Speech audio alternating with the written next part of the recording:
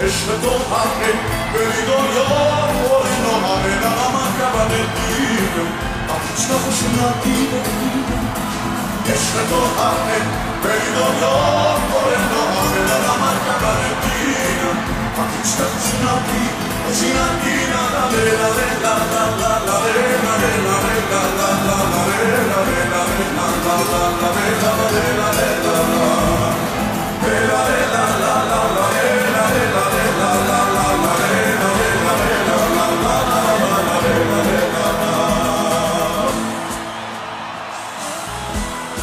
ستاره ها شاید روزی خاموش شن، اما ستاره های چون ناصر عبداللهی همیشه در آسمان موسیقی ایران